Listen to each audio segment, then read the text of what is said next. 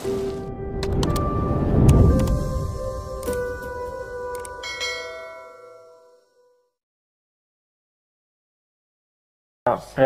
Deputi SDM Aparatur Kementerian PRB, Bapak Teguh untuk menyampaikan tambahan. Silakan Bapak. Baik, Assalamualaikum warahmatullahi wabarakatuh. Mohon izin Pak Menteri. Rekan-rekan media yang saya hormati, barangkali ada beberapa tambahan yang ingin saya sampaikan lebih detail dari apa yang disampaikan oleh Pak Menteri. Kemudian kalau untuk calon guru, memang seperti yang disampaikan oleh Pak Menteri tadi, ada kira-kira untuk 34 provinsi itu ada kira-kira 128.656 formasi.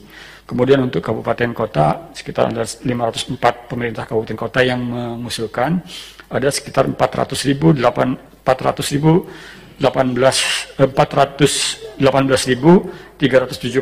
formasi. Ya. Kemudian kapan mulai pendaftarannya? Pendaftaran akan dimulai bulan Juni sampai Mei sampai dengan Juni.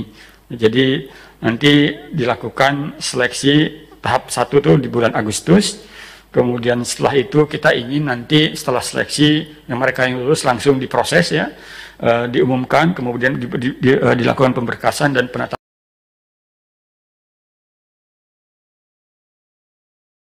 NIP-nya oleh BKN. Setelah itu baru masuk ke tahap seleksi kedua, gitu. Terus selanjutnya seperti itu. Jadi mereka yang mendaftar di guru P3K ini diberikan kesempatan untuk 3 kali tes. Pengaturannya seperti apa nanti akan kita lihat dengan Kementerian Pendidikan dan Kebudayaan. Ini diharapkan nanti pada bulan Januari itu sudah selesai semuanya. Ya. Kalaupun nanti ada sisa formasi untuk tahun ini, maka akan dialihkan pada tahun depan. Kemudian tentunya ada beberapa hal yang perlu diingat bagi mereka guru P3K yang mendaftar tahun ini, maka pendaftaran itu harus tetap melalui sistem seleksi calon ASN ya, melalui SSCASN BKN. Saya kira ini sudah sangat dikenal oleh Bapak sekalian. Jadi masuk ke sana ke BKN bisa kita buka sistem seleksi calon ASN untuk guru P3K. Kemudian lokasi seleksinya di mana? Barangkali nanti masih kita bicarakan dengan Kementerian Pendidikan dan Kebudayaan, tetapi kita akan menggunakan UNBK dan panitia masih menentukan ya, mempertimbangkan bagaimana lokasinya sesuai dengan jumlah dan sebaran para pendaftar. Tentunya nanti seperti juga seleksi di sekolah kedinasan, seleksi yang dilakukan untuk guru P3K ini menggunakan protokol kesehatan yang ketat sebagaimana yang dilakukan untuk sekolah kedinasan.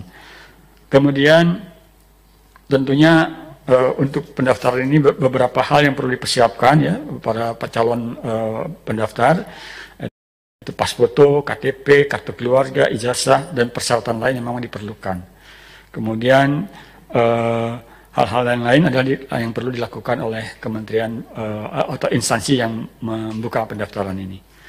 Kemudian untuk pengadaan PNS tahun 2021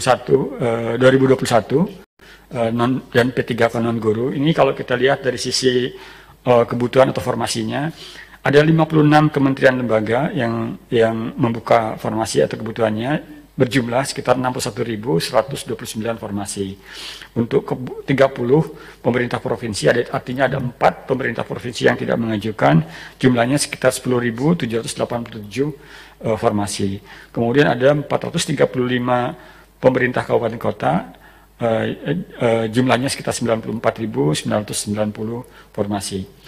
Kemudian kebutuhan untuk di kementerian ya, yang terbanyak itu adalah dosen, penjaga tahanan, penyuluh KB. Penyuluh KB memang menjadi prioritas kami untuk tahun ini selain pendidikan ya, karena BKKBN saat ini diberikan tugas untuk menjadi instansi yang mengawal stunting gitu, artinya peningkatan penurunan angka stunting itu menjadi penting untuk memerlukan peran penting dari penyuluh KB. Oleh karena itu kami berikan sedikit lebih banyak formasinya. Kemudian ada beberapa lain lagi, masih analisis perkara peradilan terkait dengan masalah hukum, saya kira menjadi prioritas juga, pemeriksa, dan kemudian perawat, dan analis hukum pertanahan, dan jaksa ini terkait dengan masalah pertanahan, sekali lagi dengan hukum juga, tenaga kesehatan, ya, statistisi, perangkat komputer, ini banyak dibutuhkan dalam kaitan dengan penerapan TIK, kemudian pengawasan farmasi dan makanan, penyuluh perikanan dan perencana. Ini untuk beberapa jabatan yang memang terbanyak diusulkan oleh kementerian dan lembaga. Sementara di pemerintah daerah tentu saja yang terbanyak di provinsi adalah guru, ya, guru, perawat, dokter, dan rekam medis. Mohon maaf, untuk ini tidak ada guru, tapi guru sudah dialokasikan di 1 juta yang di atas tadi.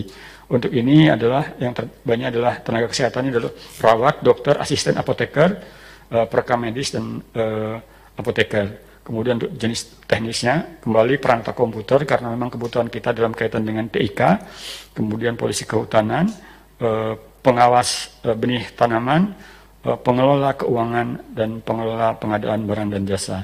Ini saya kira sejalan dengan apa yang diarahkan oleh Pak Menteri tadi, bahwa Pak Presiden ingin seleksi ini difokuskan pada tenaga-tenaga yang memang langsung terjun ke lapangan untuk ikut mendorong proses pembangunan. Demikian juga untuk di kabupaten kota masih sama dengan di provinsi. Kemudian tentunya sekalian nanti ada ketentuan-ketentuan umum dalam kaitan dengan seleksi ini yang harus dipenuhi oleh setiap calon pelamar, gitu ya. Jadi tentunya satu saja kalau ketentuan-ketentuan yang tidak dipenuhi maka sistem akan menolak. Oleh karena itu saya kira bagi semua yang ingin mendaftar barangkali persiapkan semua dulu dokumen-dokumen yang diperlukan, sehingga setelah siap semua barulah kita mendaftar. Jangan sampai kalau misalkan perlu scan dulu semuanya, jangan pada saat itu, tetapi semua dipersiapkan dulu, setelah itu baru mendaftar. Jadi kira-kira ada beberapa ketentuan umum ya yang bisa kita lihat. Misalkan kalau untuk CPNS itu tentunya umurnya antara 18 tahun sampai dengan 35 tahun.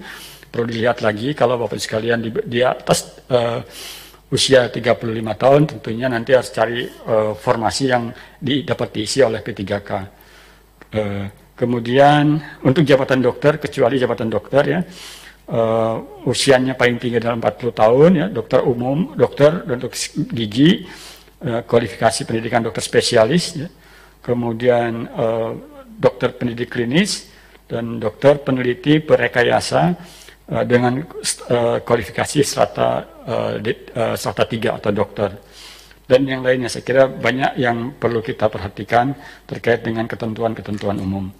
Kemudian tentunya untuk ketentuan P3K ini usianya paling rendah 20 tahun dan paling tinggi 1 tahun sebelum batas usia tertentu ya, di pensiun, katakan seperti itu.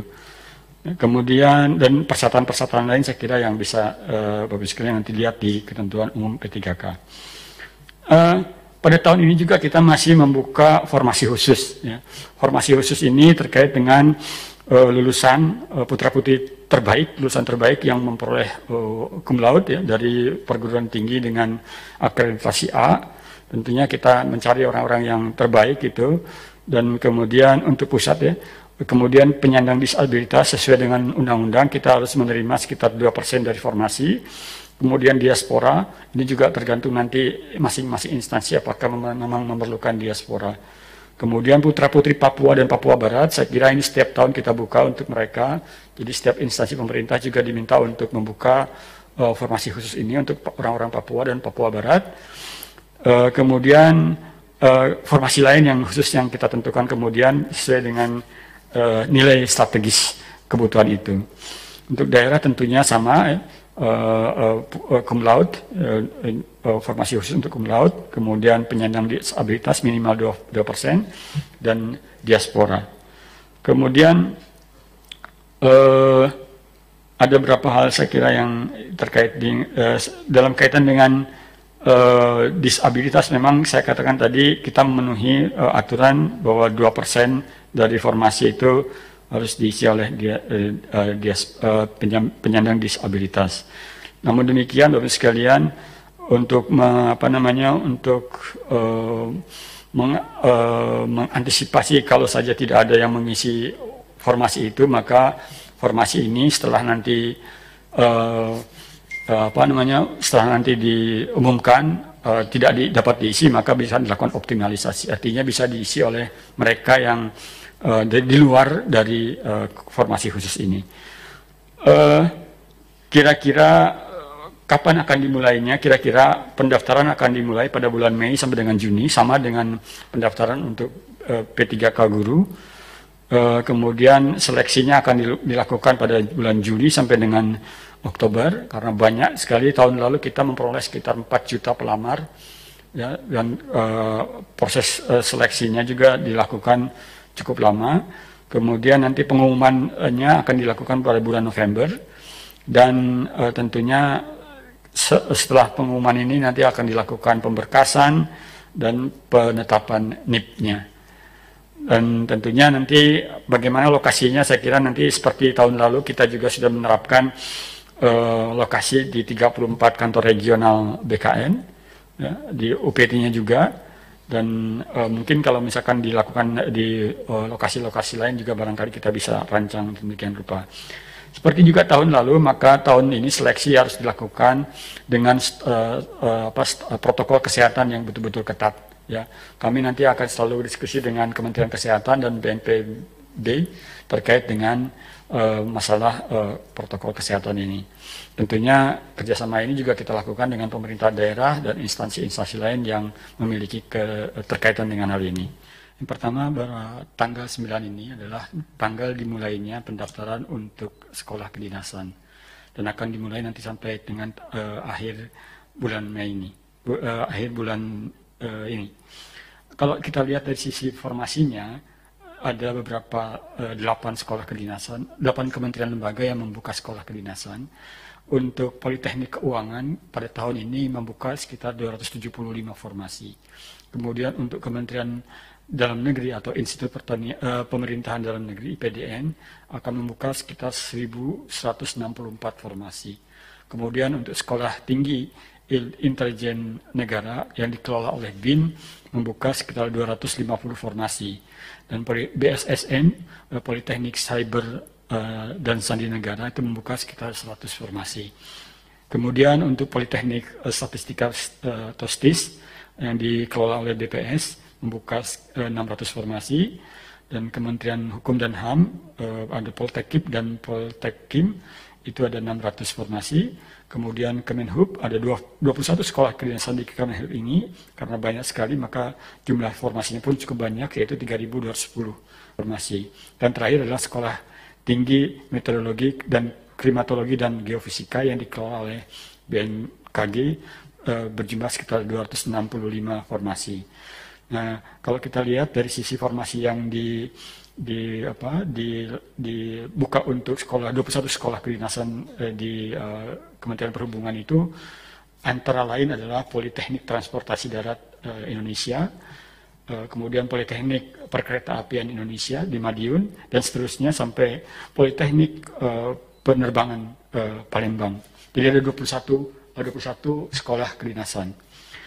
Jadwal seleksinya akan dimulai jadwal pendaftarannya akan dimulai pada bulan ini 9 sampai tanggal 30 April, ya, 9 April sampai tanggal 30 April, seleksinya seperti itu. Kemudian lokasinya bisa, lokasi seleksinya belum ditentukan oleh Kementerian Pan-RB, mungkin nanti akan berkoordinasi dengan BKN. Pada intinya tadi sudah disampaikan oleh Pak Menteri, akan dilakukan di kantor pusat BKN, kantor regional atau UPT BKN, atau lokasi mandiri yang ditetapkan oleh sekolah kedinasan. Kalau kita lihat juga ada sekitar 34 stasiun CAT BKN yang nanti bisa dilihat dari mulai di DKI sampai dengan di BKN Sorong, UPT-nya BKN Sorong. Ini ada 34, ya. Jadi disinilah kira-kira letak seleksi lokasi seleksi BKN nanti di sekolah kedinasan di BKN. tempat BKN. Dalam kaitan dengan seleksi ini, tentunya kami tidak akan lepas dari protokol kesehatan yang dikeluarkan oleh Kementerian Kesehatan. Sebelum ini kami juga selalu berdiskusi dengan Kementerian Kesehatan, dengan BNPB terkait dengan protokol ini. Dan tahun lalu seperti itu juga kami melakukan hal yang sama. Kita nanti akan menyebarkan surat edaran terkait dengan bagaimana pelaksanaan seleksi dengan menggunakan protokol kesehatan. Kemudian tentunya untuk persiapan ini tentunya setiap warga negara memiliki kesempatan untuk ikut yang memenuhi syarat tentunya. Ada beberapa hal yang perlu dipersiapkan bagi para calon pelamar gitu sebelum mendaftar, yaitu pas foto, kartu KTP, kemudian kartu keluarga, ijazah, surat keterangan lulus atau raport SMA sederajatnya, dan dokumen lain yang memang diperlukan oleh diperlukan untuk masing-masing instansi. Jadi masing-masing sekolah kedinasan nanti memiliki semacam persyaratan tertentu yang memang spesifik untuk sekolah kedinasan itu. Tentunya dalam kaitan ini juga instansi yang mengelola sekolah kedinasan harus juga mempersiapkan berbagai aspek terkait dengan pendaftaran dan seleksi. Mulai dari mekanisme seleksi yang memperhatikan protokol kesehatan, kemudian membentuk panitia seleksi instansi, menerapkan prinsip kompetitif, adil, objektif, transparan, bersih, dan dari KKN dan tidak dipungut biaya. Nah, ini yang perlu diperhatikan adalah tidak dipungut biaya. Jadi pada semua calon-calon yang ingin mendaftar, bahwa sekali lagi pendaftaran ini tidak dipungut biaya.